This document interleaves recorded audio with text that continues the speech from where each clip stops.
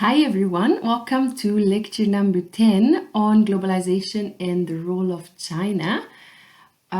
This week's lecture is also, as usual, based on readings from your textbook, but it's also based on the readings that you have on Learn and on Moodle, namely Fallow's China Makes the World Takes article, Mearsheimer's China's Unpeaceful Rise article, and then a third article by Kaplan on the geography of Chinese power. How far can Beijing reach on land and at sea?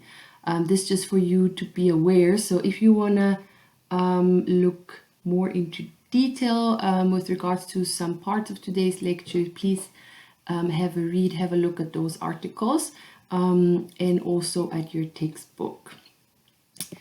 Now, getting started for today, as usual, quick admin reminder. You know that this week you have your ICE activities. They will be online. So it's basically a marked online activity. Each one will account for 5% of your overall semester mark. So this week's online activity and next week's online activity as well. You will find all of the information on Learn or on Moodle, depending on which platform you're on. You have 1 week to complete each activity, so please make sure you don't forget about it. It's not difficult activities, but they do require a bit of time from your side. And please get in touch if you have any questions. As usual, it is your responsibility to manage your time. So particularly with regards to those marked activities, make sure you submit in time and that you stay up to date, and make sure you watch the lectures before you do the activity so that you do have enough background information to actually answer the questions in a correct way. Okay, so about today, we're gonna start by literally just engaging with some facts about China, just to have a bit more of a background knowledge and an understanding of China's position. We'll then specifically look at the Chinese manufacturing industry. So we'll look at benefits and risks. We'll specifically look at the case of Shenzhen. This because the Chinese manufacturing industry is absolutely key to China's economic success, right? And it is key to how China has been able to use globalization to its benefits to quite a large degree. We'll then look at China's Belt and Road Initiative, which is a massive infrastructure initiative that China started a few years back, that you might have heard about already. And it is pretty impressive and also raises a lot of questions. We'll obviously specifically also look at the role that China is playing on the African continent. And we'll close by asking the question, is China becoming a new hegemonic power? And if yes, how so? So that's basically it. Your online activity will be on China with regards to human rights, but you'll see that in the activity. Okay, now getting started. There's a lot of talk around China, right? And about its increasing global influence. We all know that China has been increasing its economic ties with a lot of countries. They're doing a lot of infrastructure projects, particularly on the African continent. There's a lot of economic deals that are being made, and there's a lot about it in the media. But we have to ask ourselves, what do we actually know? And I want you to quickly pause after you've seen all these questions and really answer these questions for yourself before you move on. And to ask yourself, what do you actually know about China? How important / powerful do you think China really is globally? Politically, economically, military? How far does the power of China reach according to your current knowledge? Is the increase of China's influence that we're very obviously seeing in the world, is it positive? Or is it dangerous? What might be positive aspects of it? What might be potential dangers or downsides of it? And who are potential winners or losers globally? So with an increase of China's influence globally, which other countries might be benefiting from that, which countries might be losing from that. So just take a moment to pause the video to answer these questions with your current state of knowledge. Hopefully this lecture will help you to be able to answer these questions more in detail. Now, some facts about China. You all know where China lies, or at least I hope so. But just for us to realize how big it actually is, right? And to actually properly locate it. Quick perspective on the world map.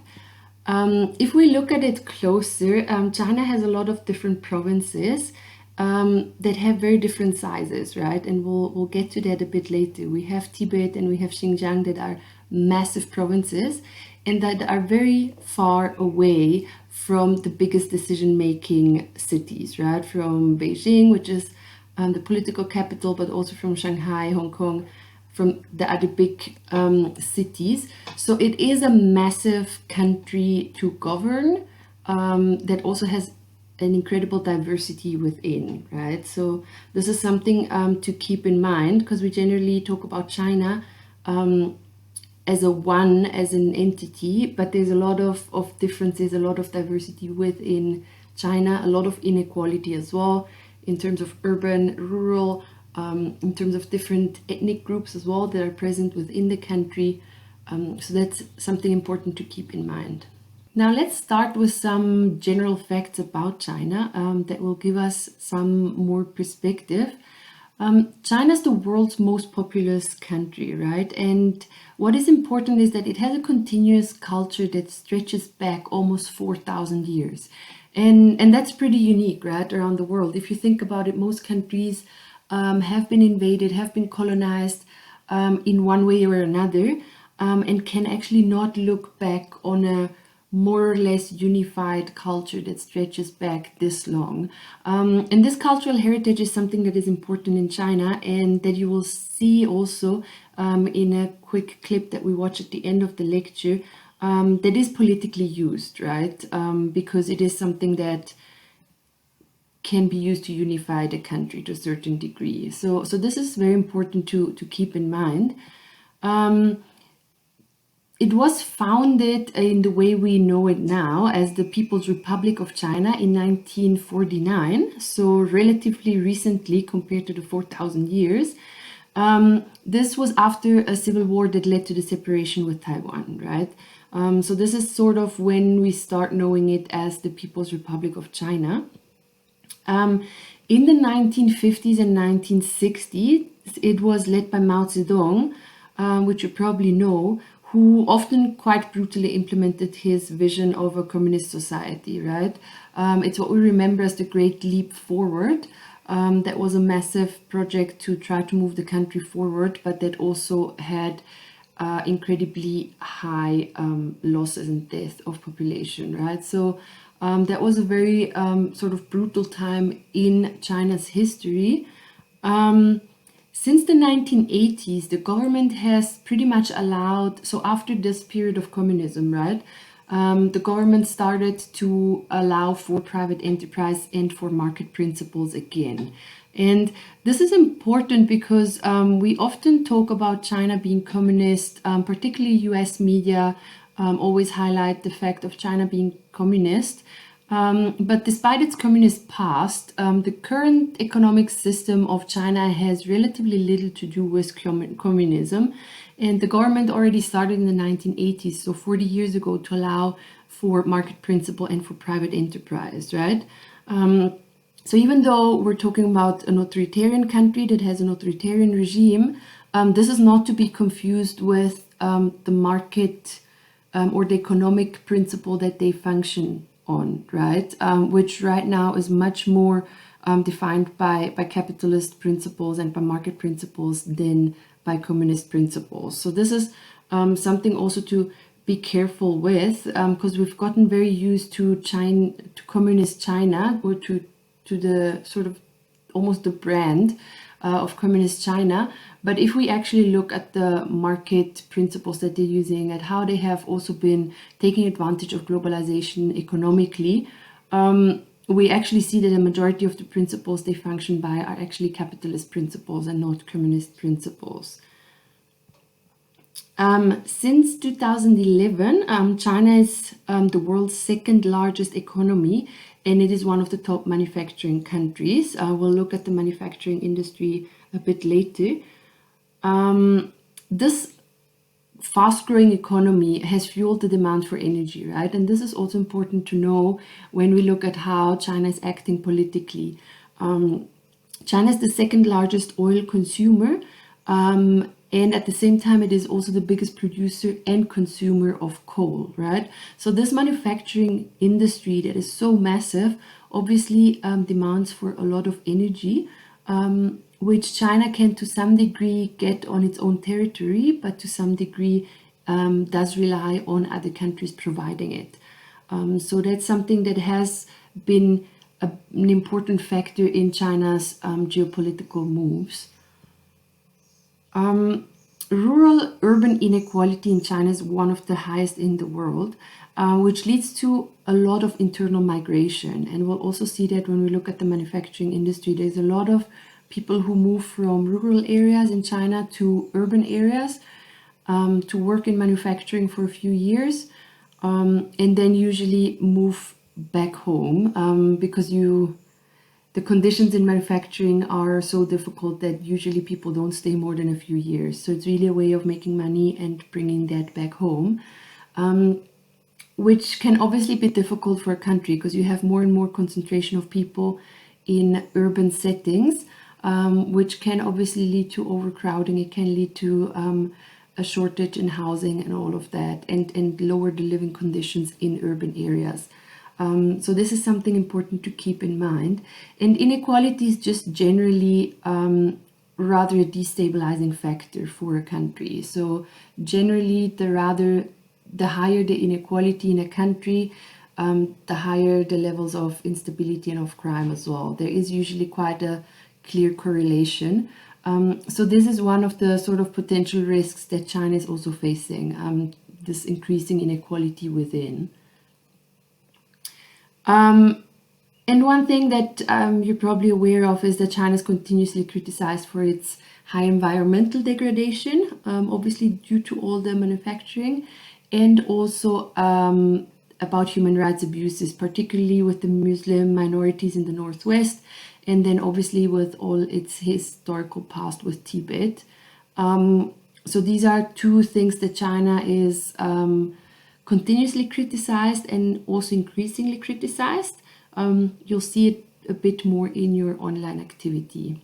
So this just as sort of a few important facts about China that are important to keep in mind. You can read up more on the link. This is basically from the BBC Land Profile, so you can find more information about China as a country on that link as well. Now, if we move out a bit and we look at sort of the geographical situation a bit more and at China's neighbors, China shares land borders with 14 other states in Asia. So it has a lot of neighbors, and it also has more than 14,000 kilometers of coastline with sometimes natural harbors as well. So as a result, China has the conditions to be both a land power and a great sea power because it does have the geographical conditions for that. For its economy to grow, obviously China needs natural resources, right? And it also needs sea lanes to trade, which is why China has been investing very heavily in road initiatives and also in sea lanes in order to be able to increase their trade and in order to be able to exploit their land and sea position in the best possible way. We'll see that particularly with the road and with the Belt and Road Initiative. Now, as briefly mentioned, China does face quite a few internal problems that it's currently keeping down with quite an iron fist, but that raise a lot of questions with regards to the future and with regards to how Beijing is going to manage them. The biggest province of China is called Xinjiang. I'm hoping to pronounce it correctly. but you see it on the map. Xinjiang has a 45% Muslim population, which obviously is ethnically very different from the rest of China, right? And this area is very, very far from Beijing in terms of physical distance, in terms of kilometers. So it actually is closer to Europe than it is to Beijing, which makes it harder for Beijing to have control over the area. Another very important area is Tibet, that was annexed by China in 1965. About 90% of the population is Tibetan, and only 6% are Han Chinese, right? And Tibetans are mostly Buddhist, so you also have ethnic and religious differences there. These two areas together contain 30% of China's territory, and they contain much of its hydrocarbons. So these two areas are very important for China from a geopolitical point of view, which is why they have been trying so hard to control them and to also keep a control over those ethnic minorities and to slowly start making them more Chinese. Basically, you will see in your online activity that there are several education camps, or so-called education camps, where Beijing is basically trying to re-educate the Uyghur Muslims in the area to adapt them more to Chinese sort of lifestyle and Chinese values. So this is important to keep in mind, because these are very important regions from an economic and from a geopolitical point of view. Now, if we look at China's neighbors, we said that China has 14 neighbors. We're not going to look at all of them, but just for you to keep in mind what is close by there and what that might mean for China. One of the most important neighbors is India, right? It's one of China's largest neighbors. The relationship has been complicated in the past and still is complicated, in particular because of the conflict with the Dalai Lama in Tibet. You might be aware that the Dalai Lama did leave Tibet decades back and has been granted a stay by India. So a lot of Tibetans have been granted refugee in India, which obviously does not necessarily help create good ties between China and India. They're obviously also competitors economically in a lot of different industries. So the relationship is not necessarily an easy one. Another important neighbor is Taiwan. As we mentioned previously, Taiwan separated from China. And ever since the separation, China has been trying to reclaim Taiwan. And it has been one of China's biggest foreign policy priorities to get back Taiwan, so far without success. But there is obviously tension and conflict as well. Two other neighbors to the north are Mongolia and Russia. They both have resources, they both have very vast empty spaces, which have been attracting Chinese migration and investment. Because what's quite interesting is that the Chinese provinces that border with Mongolia and with Russia, they have 62 times more population density than the areas right across the border. So obviously there is a lot of attraction for Chinese to move over and to sort of migrate into those relatively empty spaces in Russia and in Mongolia, which can obviously also create tension between the countries. To the southeast, we have a whole big variety of mostly small countries, right? So we have Vietnam, we have Thailand, Myanmar, etc. They're all small countries that are relatively weak in economics and geopolitical terms, and that are also rather divided. So they're not a unified front. And this obviously facilitates Chinese influence. So it is to a certain degree also in China's interest that those countries are not too close, and that they keep being relatively weak and divided, because it basically makes China the big brother and the big economic partner. So those are countries that are relatively easy to control for China or to influence. And then we have as well North Korea, right? That is, as you all know, a regime that is inherently very unstable. It's a dictatorship that has sort of a leader that is very unpredictable, which can, even though it's a small country, but it can potentially be a threat, right? No one wants to have an unstable neighbor that is working on nuclear programs on top of it. So although North Korea is tiny in comparison to China, it's not necessarily a nice neighbor to have. If ever there was to be a reunification of North and South Korea, obviously that would put a very wealthy, westernized democracy on China's doorstep. But looking at history between North and South Korea, that's incredibly unlikely to happen anytime in the near future. So that's kind of a benefit for China, the fact that North and South Korea are so divided. So this just for you to sort of have a perspective also in terms of its neighbor and in terms of how China can influence the region. Now let's have a look at China's manufacturing industry, because this is really a very important aspect of China's current economic power.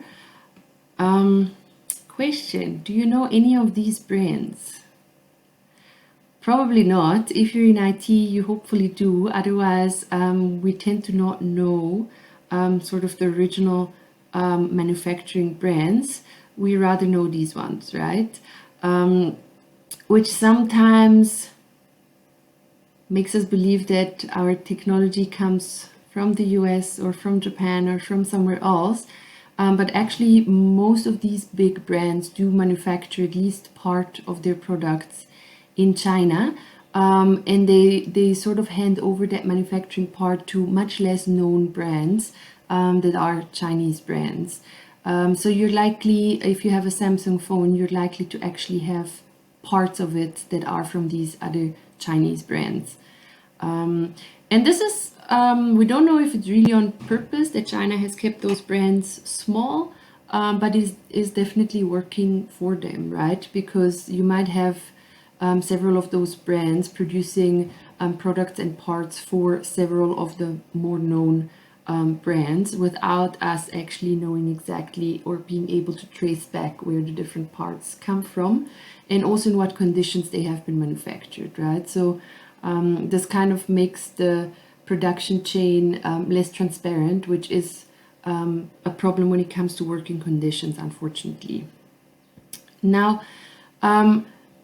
it's important to talk about China when we talk about globalization, because a lot of China's current wealth has come from globalization. China has been very smart and very successful in slowly and strategically embracing capitalist economic principles and slowly strengthening certain fields within their own economy and then opening up to the world market at a time where those industries were strong enough, right? So China has been very strategic in how they have built up their own industries and how they have then integrated them into the global system of trade. So that is a big part of China's current economic success.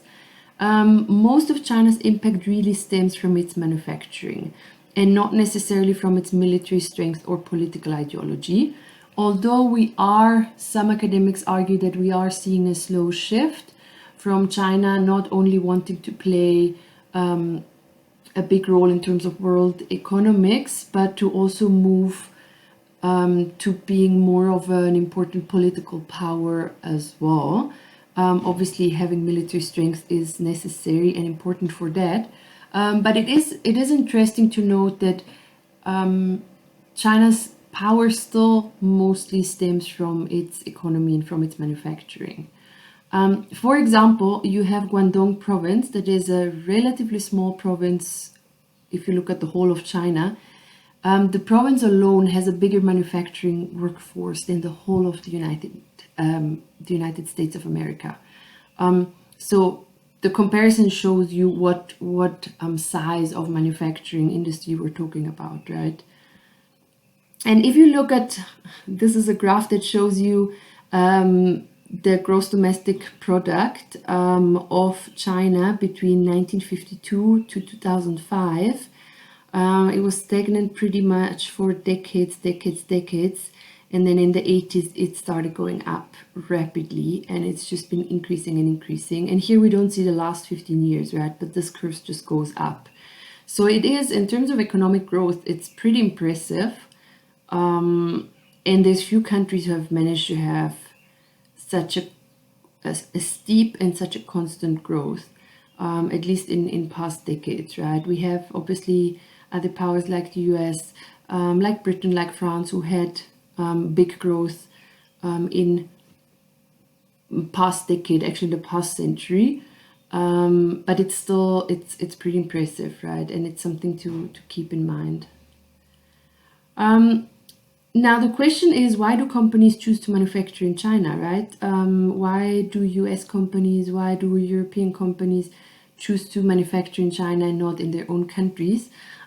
This is just a kind of funny graph, but it shows you to what extent Chinese manufacturing is dominating the world market. Like, for example, 72% of shoes in the US were manufactured in China. 70% of the world's umbrellas, 49% of US toys, 60% of the world's buttons. These are just some examples, right? But it's incredible that one country can manufacture such a big amount of the world's consumption. So question, why do companies manufacture in China? On the one hand, and probably the most important reason, Chinese manufacturing is extremely fast and it's extremely flexible. Also, it brings production closer to other factory supply chains. And this is, from an economic point of view, that's very smart in the way China has set it up. Because they have so many industries, because they also have some resources, it's easier to produce in China because you have the parts that are also being produced there. So it's easier, instead of getting some stuff from China and then shipping it all to the US and then assembling it there. It's easy to do it all in China because it's closer by. Everything can be done there, can be done quickly, it's flexible, it's cheap. So this is obviously a massive advantage for most big multinational corporations, and it's why they choose to do so much of the manufacturing in China. Another important factor is that China's industry still mostly uses human labor rather than machines.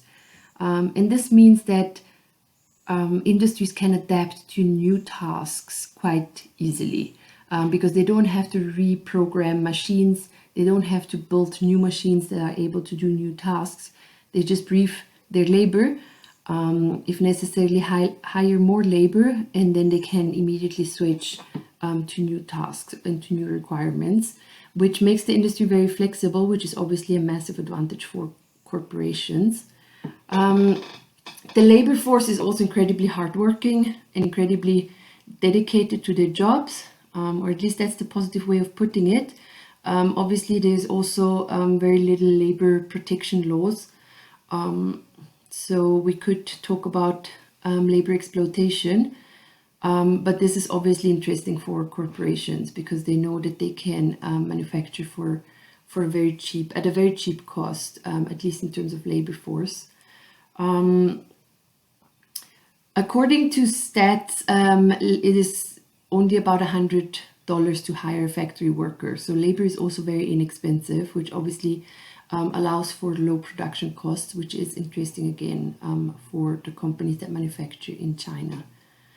Now, if we go a bit more into the manufacturing industry, we obviously have to look at the working conditions, right? And this is something that has been in international news a lot. It's something that the Chinese government has sort of been trying to relativize by also highlighting how many people have been able to get out of poverty because of manufacturing jobs. So obviously the Chinese government tends to try to highlight the positives of its employment, while the international press is rather highlighting the negative working conditions in many Chinese factories. Generally, factory workers tend to work 12-hour shifts, 6 or even 7 days a week. So it's pretty much working and sleeping and working again. Many workers live in dormitories at the factory, so they only go home for 1 week each year, maybe two, but they basically really just live at their jobs, which obviously means that they can get up early in the morning, they can work their 12-hour shifts, go back to sleep, go back to work the next day. So it really is very, very hard jobs that generally require young people. So you'll see that most laborers in Chinese manufacturing are actually young people. They have to meet rigorous standards for speed and quality, and if they don't meet them, they're out. So because there's not many labor laws, there's no real labor unions that can protect the labor rights. It's pretty much you either produce or you're out, which is obviously very difficult for workers and also very discriminatory for anyone who might have a disability, who might be less fast, you name it, right? In some of the industries, particularly if it's heavy industries, the work can be dangerous. There's a lot of death in the coal industry, for example. That's pretty much commonplace. There's other industries that work with toxic liquids or toxic materials that also can have a very severe negative impact on the health of workers. And that usually are just, they go by unnoticed. So it's pretty much just part of the job. And there's no real unions or organizations that would be able to actually protect workers from those negative outcomes. And because of all of this, many workers are temporary, right? So they will come from a rural area to work in some type of industry, and they will work for a few years. They're 12-hour shifts without holidays, without breaks, and then they will go home with the money that they have been able to make and to save up. Basically because it is physically almost impossible to work at this rate for more than a few years, right? And what is often unaccounted for is the health problems that arise much, much later. So you might have some workers that spend 5 years working in an industry, they go back home, and then only years later they start having health complications due to the labor that they used to do, which is obviously a massive problem for the people in China. Now, what are benefits and what are drawbacks of the manufacturing industry? Let's start with the benefits. Obviously for China, the benefit of the manufacturing industry is that it generates massive amount of jobs, it generates economic growth, it generates public revenue, which allows the country to reinvest in itself and to keep growing in its economic power. It also significantly decreases poverty rates, right? The Chinese manufacturing industry has literally managed to get millions and millions of Chinese people out of poverty or out of extreme poverty,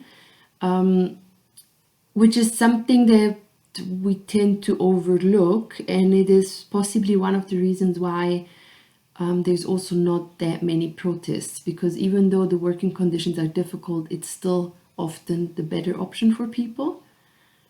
For the world, obviously the world benefits, or at least consumers benefit from cheaper goods. We benefit from a more modern lifestyle. We're actually able to afford laptops, to afford phones, whereas if they were produced in countries where labor is paid much more, those products would be much more expensive and would not actually be able to afford them as much. So that's definitely something that is a benefit to consumers all around the world. But obviously the biggest benefit is with foreign corporates, because they still make the most profit. A device that might sell for $30 in the West might only cost $3 to produce in China, right? So there's a massive margin of profit on the goods that those corporates produce in China.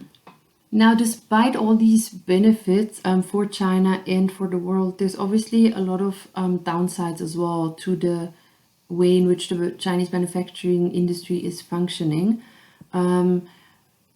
One of the main risks is that many workers are exploited and overworked. The manufacturing industry also just generally produces very heavy pollution of air, of land, of water, that is not sustainable in the mid or longer term, and that will eventually fire back on Chinese people, but also on China as a country, because eventually polluting your own soil and your own air and your own water is not necessarily gonna last. It also obviously increases health risks and also the cost of the health sector in the whole country. It has strongly increased inequality within China, which can also, as discussed earlier, be a political risk in terms of instability, even though it has lifted a lot of people out of poverty, right? This increasingly big manufacturing industry also has increased the competition for natural resources that are more and more scarce. You need resources in order to be able to keep a manufacturing industry going, and the more this industry grows, the more resources you need, right? Which also explains China's foreign policy and the deals that China is making with a lot of different countries that are rich in resources. And obviously, in terms of the world, the fact that so much of the manufacturing happens in China also can lead to a potential job loss in other countries, because corporates decide to rather produce in China because it's cheaper. So it can lead to a loss of jobs in the US, in Western countries, in countries all around the world that are losing those industries to China. Now, when we're talking about the manufacturing industry in China, there's one case study that is particularly interesting, which is the case of Shenzhen.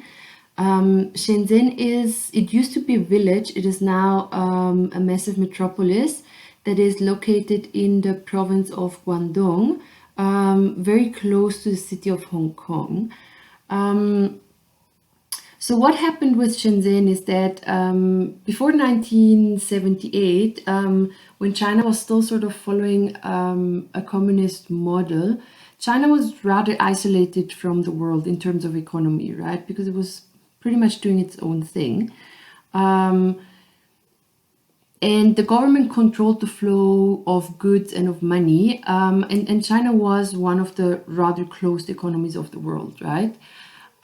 In 1978, Deng Xiaoping came to power, and he was the one who began the economic reforms. So he was the one who, in the 80s, then started opening up the country, started following more capitalist models of economy, started looking at more free market models.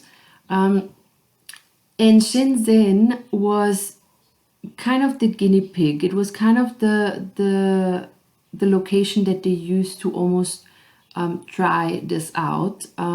So Shenzhen in the 1980s was a small fishing town, right? So it used to be a coastal town, and it was basically turned into an experimental special economic zone with free market rules.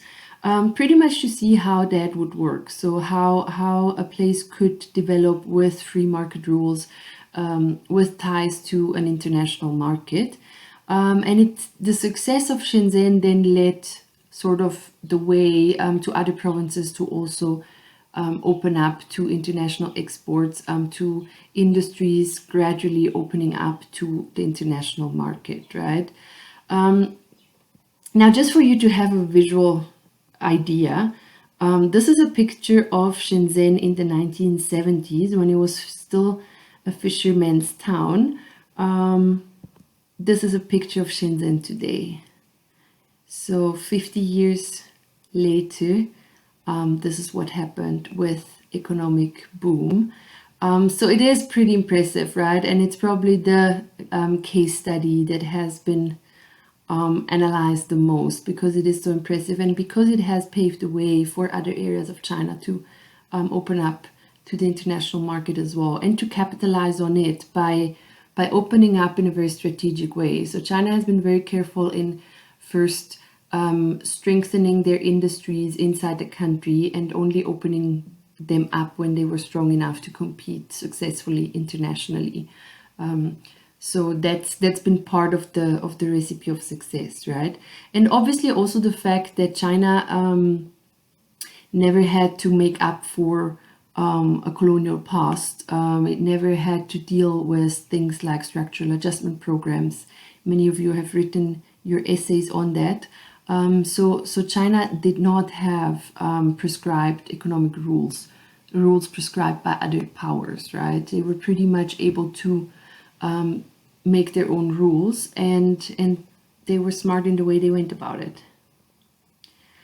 Now, moving on to China's current biggest project, biggest initiative, what we call China's Belt and Road Initiative. This is a picture that sort of shows the plan of how this Belt and Road Initiative will work. You can see there's several land ways that go all the way through Russia and into Europe, and then you have a lot of sea ways as well. They connect Europe, they connect the Arabic world, the Emirates, and then down entry into Africa as well, and then back into Asia. Now, what exactly is China's Belt and Road Initiative? Sometimes also BRI. It is an incredibly ambitious effort to improve regional cooperation and connectivity on a transcontinental scale. This is how the World Bank speaks about it.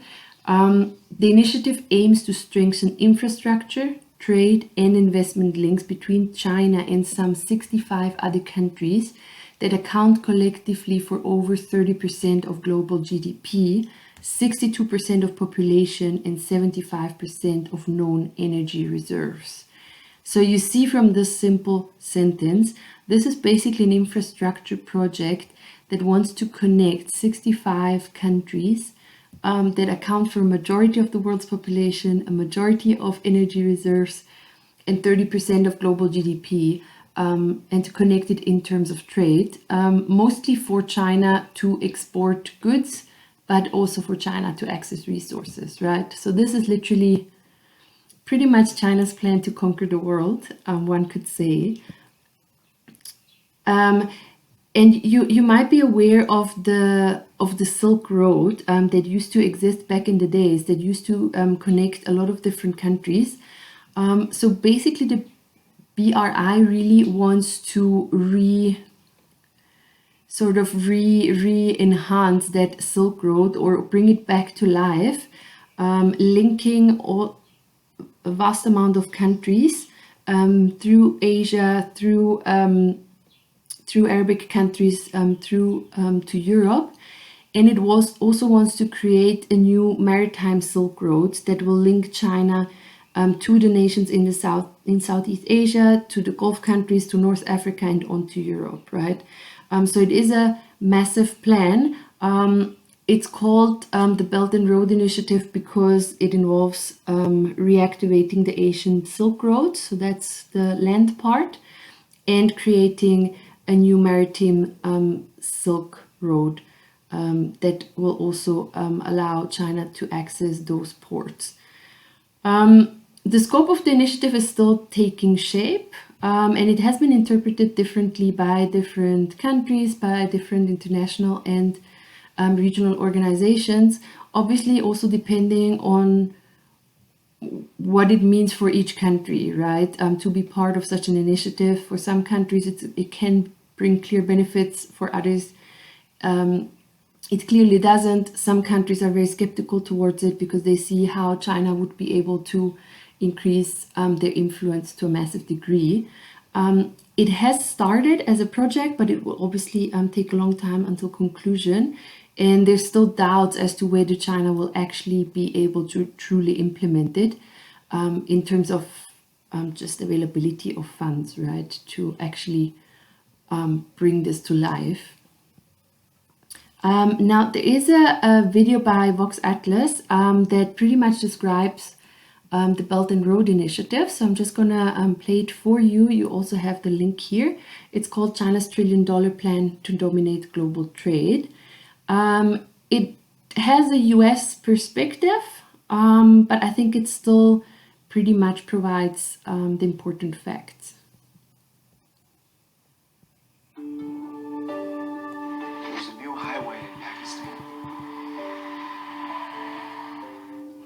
rail terminal in Kazakhstan. A seaport in Sri Lanka recently opened, as well as this bridge in rural Laos. What's interesting is that they're all part of one country's project that spans 3 continents and touches over 60% of the world's population. If you connect the dots, it's not hard to see which country that is.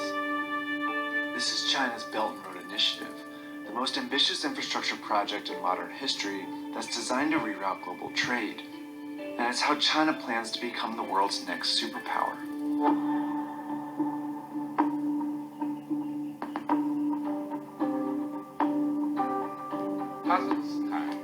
Kazakhstan. It's 2013, and Chinese President Xi Jinping is giving a speech in Kazakhstan, where he mentions the ancient Silk Road, a network of trade routes that spread goods, ideas, and culture across Europe, the Middle East, and China as far back as 200 BC.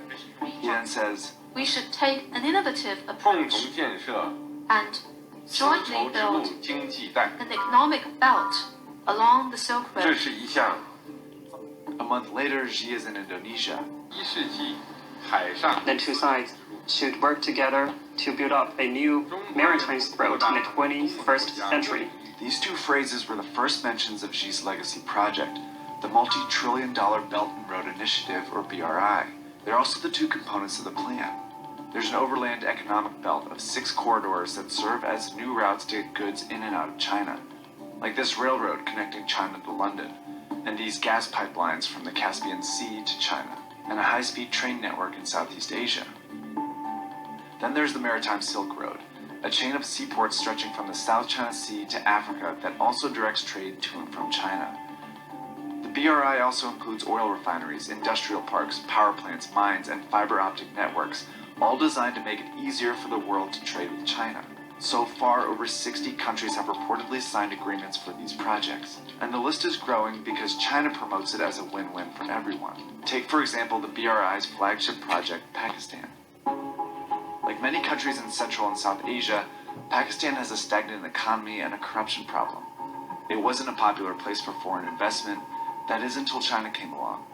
In 2001, China offered to build a brand new port in the small fishing town of Gwadar. By 2018, the port, as well as a highway and railway networks, became a $62 billion corridor within the BRI. It's where the economic belt meets the Maritime Silk Road, and it seemed to benefit both countries. Pakistan saw its highest GDP growth in 8 years and forged a tight relationship with a major world power. China, on the other hand, secured a new alternative route for goods, especially oil and gas from the Middle East. Through projects like these, it also found a way to boost its economy. Chinese construction companies that had fewer opportunities within their own country saw a huge boost from BRI contracts. 7 out of the 10 biggest construction firms in the world are now Chinese.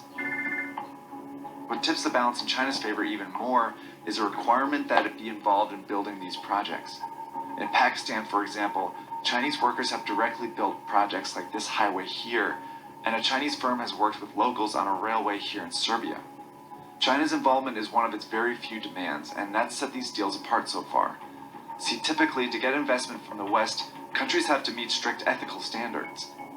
But China's offered billions of dollars, mostly in loans, with far fewer conditions. So it's no surprise the BRI has been a big hit with the less democratic countries in the region. China has signed agreements with authoritarian governments, military regimes, and some of the most corrupt countries in the world. It's even affiliated with Afghanistan, Ukraine, Yemen, and Iraq, all currently splintered by conflict. Because of China's willingness to loan money to unreliable countries, many experts have called the BRI a risky plan.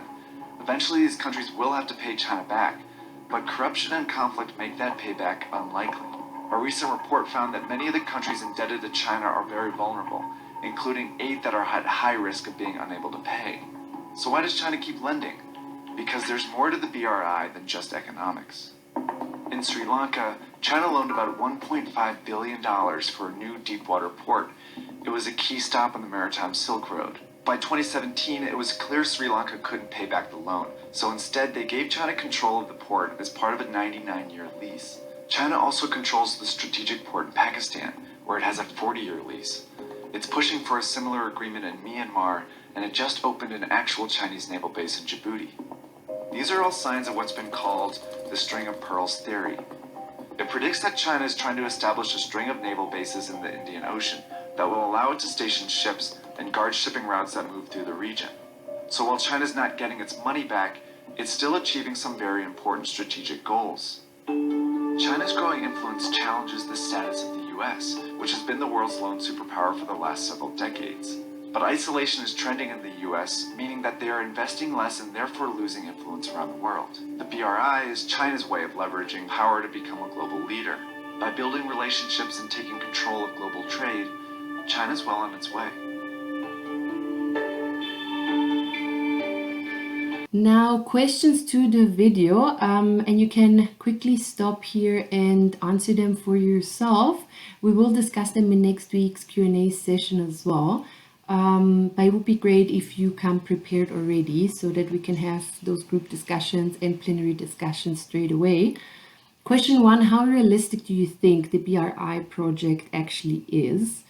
Number 2, what can China's BRI possibly mean for the world or for different parts of the world?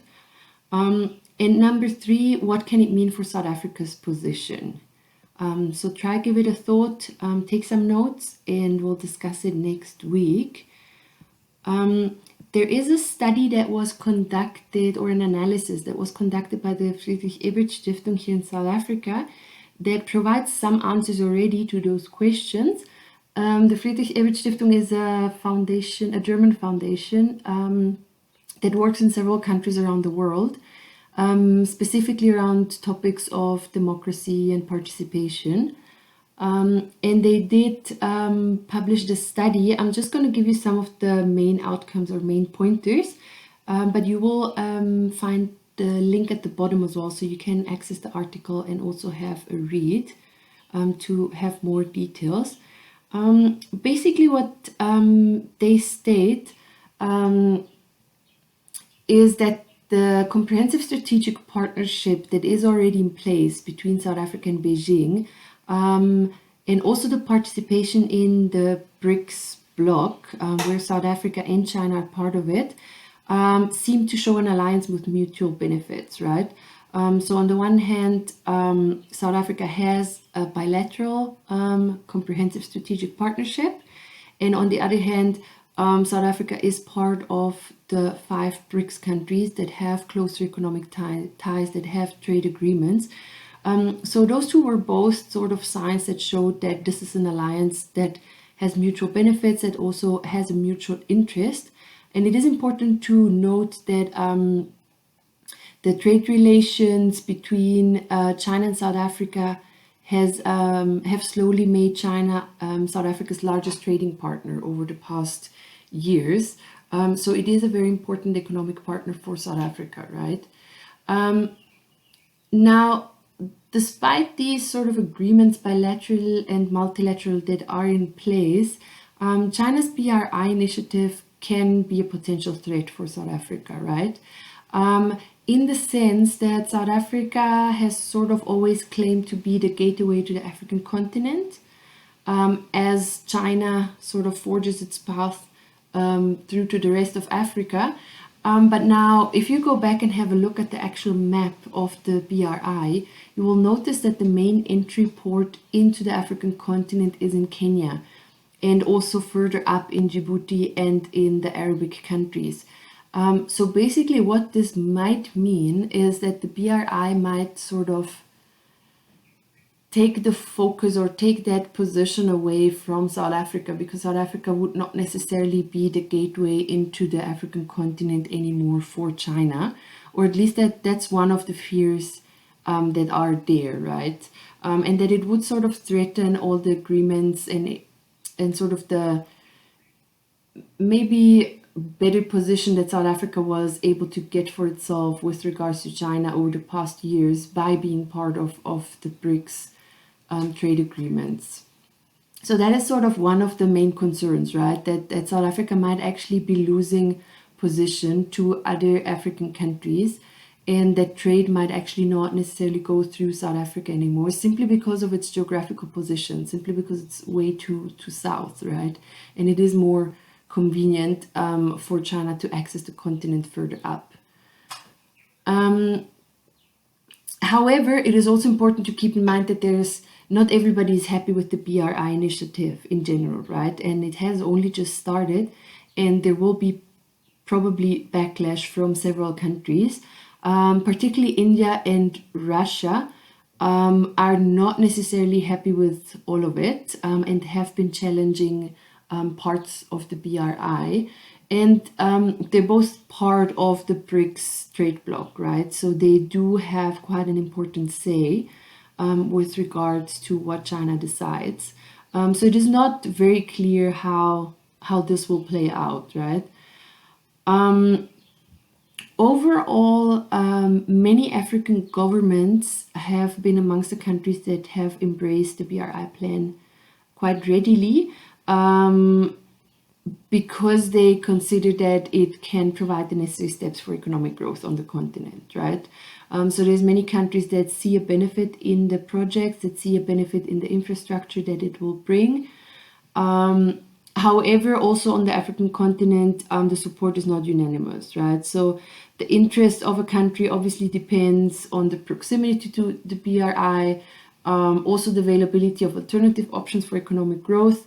So obviously countries that would be tied in very closely into the BRI and that might not really have many other options of economic growth or of borrowing money are more likely to support the project, right?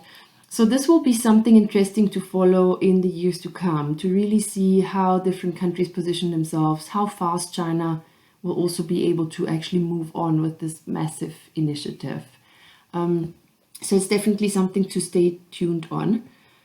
Here's the link, as mentioned, if you would like to read up more. There's quite a bit more information. These are really just the main pointers here.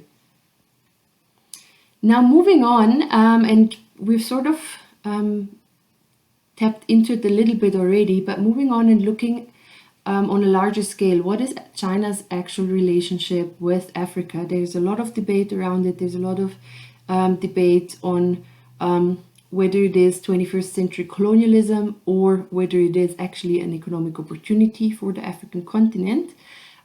We can have this discussion next week, Wednesday, as well in our Q&A. There's a lot of aspects that come into play. There's different opinions also depending on the country, on how the economic ties are. But it is an important debate to have, right, before it is too late. Now, just to give you a few also pointers, a few sort of background informations with regards to China's relationship with the African continent. This is a study that was made by Afrobarometer in 2014-15. And it basically did surveys around the perception that the African population in different countries has of China.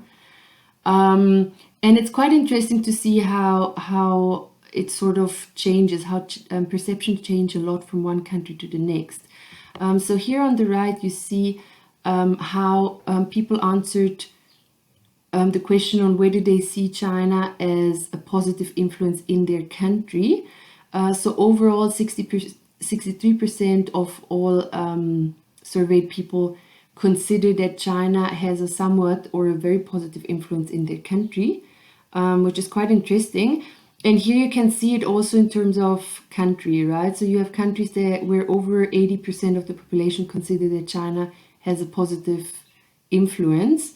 If you look at which countries it's countries that have, particularly these here, that have had a lot of projects with China and where China has been bringing a lot of infrastructure. And then you have countries that slowly go down, right? So you'll see that, for example, South Africa is in the 50%. Northern countries a bit less. The dark gray ones that were not part of the study. But it gives a picture of how China is seen, right? Now, overall, China ranks second in opinions as a development model after the US and as greatest external influence after the former colonial powers. And what is also interesting, like the factors that sort of contribute to people having a positive image of China or a negative image of China are mainly these ones. The positive image is based particularly on investment in infrastructure and business development, while the negative image is mostly based on the poor quality of products. So it's quite interesting to see that economic dependency is actually not mentioned here, right? So it might not really be in people's minds, at least according to this study. It was a study that was done with people in 36 countries. Now looking a bit closer, and you can compare this map with the previous map, it's quite interesting. This map shows you the amount of investment that China has put into the different countries in terms of infrastructure projects. So you see that actually quite a few countries that are dark here, which are the ones who have received the biggest investments, were also rather dark on the other map. So basically had a more positive opinion of China and Chinese investment. And you can have a closer look at this map when you look at the slides independently and zoom in a bit and look at what sectors the investment actually went to. The darkest countries were looking at more than $10 billion of investment, right? And it is estimated that in total we're looking at more than $100 billion investment, Chinese investment on the continent. So we are looking at very big numbers. Why is Africa interesting for China? There's a lot of different reasons, right, that are all very important to China and to its goals for the near future and also for the longer term. On the one hand, Africa can provide the much needed resources, and that's pretty much reason number one, right? We said before that China is the second biggest consumer of resources. If they want to keep growing their manufacturing and their industries, they will need more and more resources. And the African continent is very rich in many of those resources. So it is an important factor. On the other side, and this is not something to neglect, the African continent also constitutes a massive market for Chinese products, particularly because many countries don't have much manufacturing themselves and are actually not in a position where they can produce those goods themselves. So it is also a massive market for China to export its products. It also constitutes a big market for Chinese industries. So China has also been specifically building up industries on the African continent in different African countries. So it's not only exporting its products, it's also exporting its industries, often bringing its own labor force, right? China is known for bringing its own labor, particularly for the higher positions. Another point that is sometimes neglected, but that is a big reason as well, is that China sells military weapons to several African countries. So that's also an important market for China. And then you just have some African countries that are of geopolitical interest because of their location, right?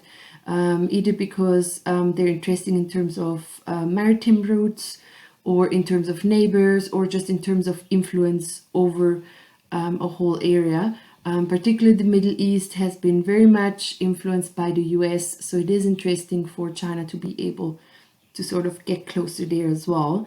The fact that they opened their first naval port in Djibouti is not a coincidence, right? So there's several aspects that are very interesting for China and good reasons for China to invest into the African continent. Now, if we have a closer look, these are statistics from the World Economic Forum with regards to the top 20 destination countries where China has invested on the African continent. This is by number of projects. So you'll see that big number one, Nigeria, with more than 400 projects where China has invested money. South Africa at the second rank, then Zambia, Ethiopia, going down. On the other hand, you also have statistics that show Chinese investment in African sectors. This is also in number of projects, so it's not in billions or millions, right?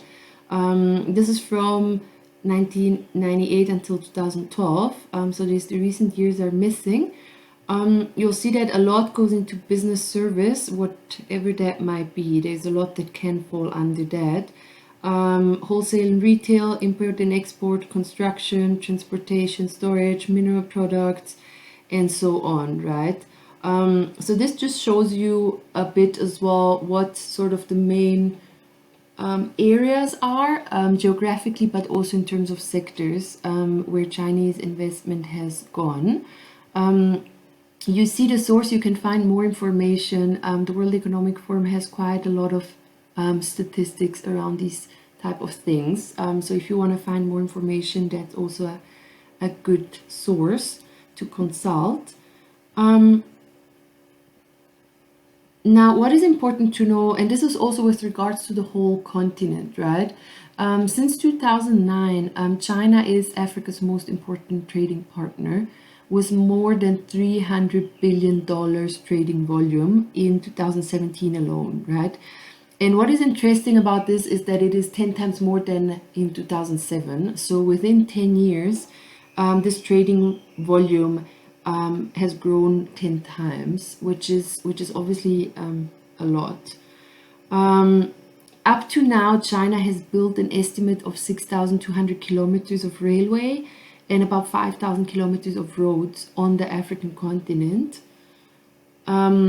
Many private Chinese firms have settled in Africa, so it's over 10,000 so far. And about an estimated 1 million Chinese live on the continent. So this is just a few numbers to sort of give you an idea of the volume that we're talking about.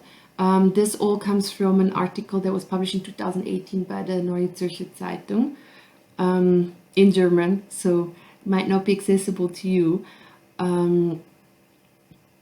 Now, what are main benefits and what are risks? Here again, on the one hand, benefits can be that China is providing the much needed investment, often with much less conditions than the World Bank or the IMF or any Western powers, which is obviously convenient for African governments. It also provides the much needed infrastructure, the economic growth, and to some degree also the employment.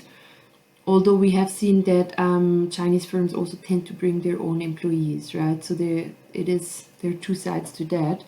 But these are some of the main benefits that are obviously attractive to a lot of leaders and to a lot of countries.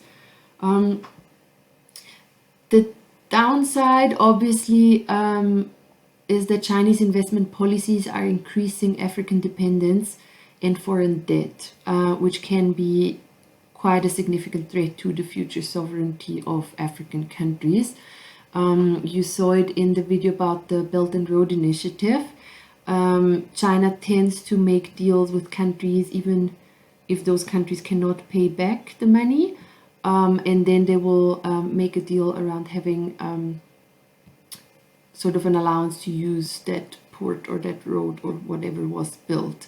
And that is obviously a threat to the sovereignty of countries. So there is the debate about 21st century colonialism obviously comes from this perspective, right? Where academics and also just people in general are more and more concerned about the sovereignty that countries might be losing due to all the investment that China is providing. Now, the big question, and we're going to close on this, will China rule the world? There's different theories, obviously, around this, and different academics will answer it differently.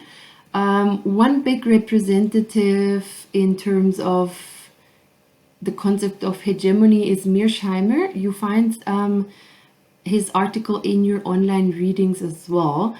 So please go and have a read because it's interesting.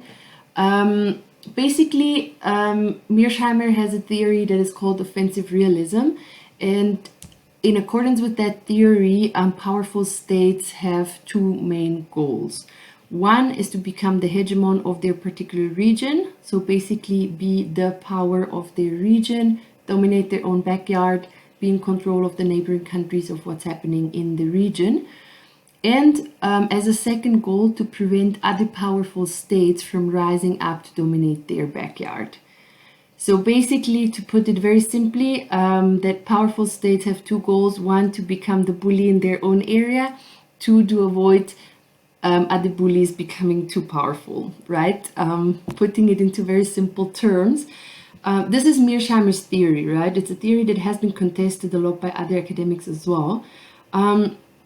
So basically, in accordance with this theory, China would try to become a hegemon in its own area, which it already is, and it would try to prevent other powerful states like the USA from being too powerful in their own area, right? So that would basically be the outcome of Mearsheimer's theory. However, and this is the criticism to that theory, and we can discuss this in next week's Q&A as well. There's other academics that criticize Mearsheimer's theory, saying that global hegemony is not possible anymore. So it's too hard to project power over long distances. It's too hard to sort of establish a control that is as far-reaching.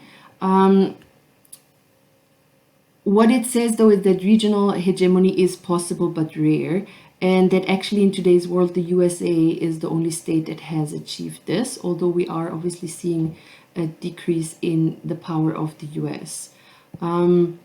So the question is, does this still apply in today's world? And also, is the USA acting according to Mearsheimer? That's the other question.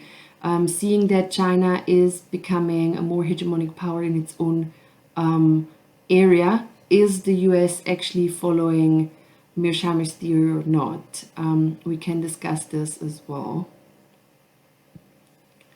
Now to close, obviously because China has quite an authoritarian rule, it is important to know who the leader is. This is a video by Vice News about Xi Jinping and sort of a bit of his personal story to power. Here we go.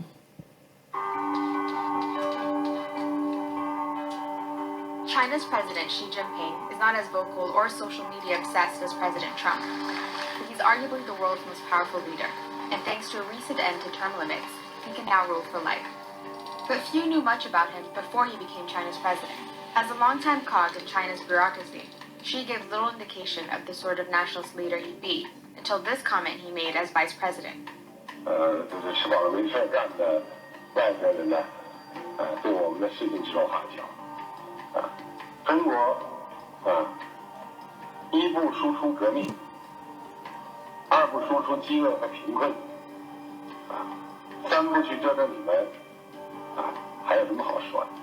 Those 30 seconds of shade were nearly entirely scrubbed from the interwebs by Chinese censors, but it did give the world a glimpse into how Xi might rule.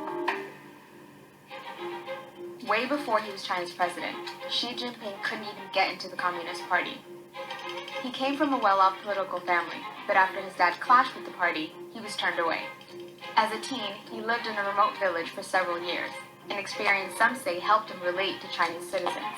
He eventually joined the party, gradually moved up the ranks, and was appointed successor by party elders who thought he wouldn't shake things up.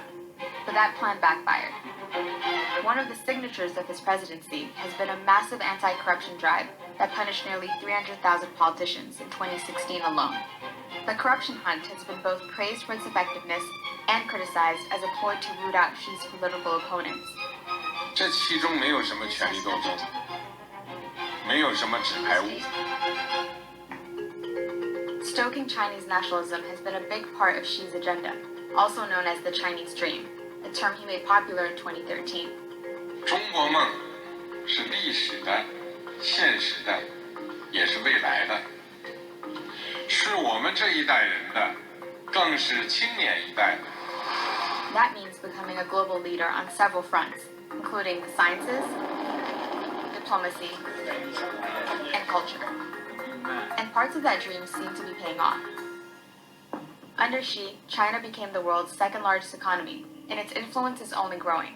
His let's all win rhetoric about trade is especially pronounced in China's partnerships with countries in Eurasia, Latin America, and Africa. 中国人民深知实现国家繁荣富强的艰辛中国人民张开双臂，欢迎各国人民搭乘中国发展的快车、便车。 Our country is being killed on trade by China. On the campaign trail, Trump repeatedly blamed China for the U.S.'s economic decline. But he recently started giving Xi credit. I don't blame China. Who can blame a country for being able to take advantage of another country for the benefit of its citizens? I give China great credit. Still, China's heavy investments in Africa have been criticized as exploitative.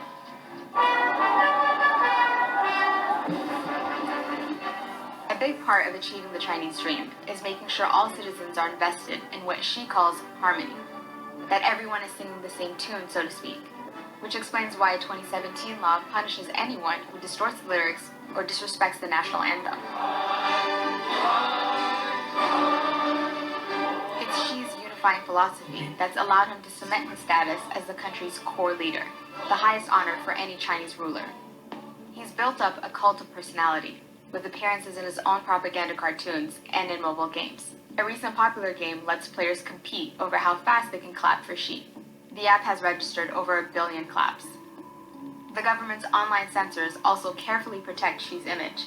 After news of lifting term limits hit, censors deleted critical social media comments and political memes of Winnie the Pooh, meant to represent Xi. China's government also uses state media to promote an image of unity. That's where the so-called 50 Cent Army comes in. They're the government's online foot soldiers who flood Chinese social media and forums with hundreds of millions of positive comments and stories a year. Chinese social media platforms make sure they don't ruffle any feathers. Weibo, China's version of Twitter, announced last September that it would hire 1,000 censorship supervisors. Shortly after, Freedom House named China the worst abuser of internet freedom for the second year in a row. The country's poor human rights record has been among one of the primary stains on its global image.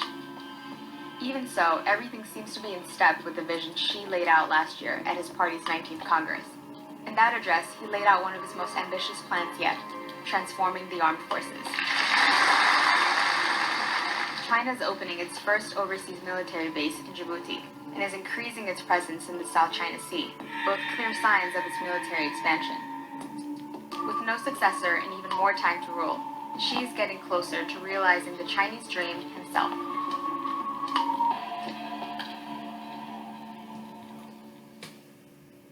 Now, this was published in 2018, which is why it does not include the Hong Kong protest and the way the Chinese government has dealt with, but it does fit into the picture and into the description of the concept of harmony, right? Because obviously Hong Kong having different legislations, having different rules, does go against Xi Jinping's idea of a unified China. So it definitely gives us a lens also to look at those conflicts. Now with this, we're at the end of this lecture. I hope you found it interesting. As mentioned, you're going to have a marked ICE activity online on the role of China, particularly with regards to human rights. Next week, we have online lecture 11 on the backlash against globalization and another marked ICE activity also on the backlash against globalization. That's it for today's lecture. Have a good week and see you next week.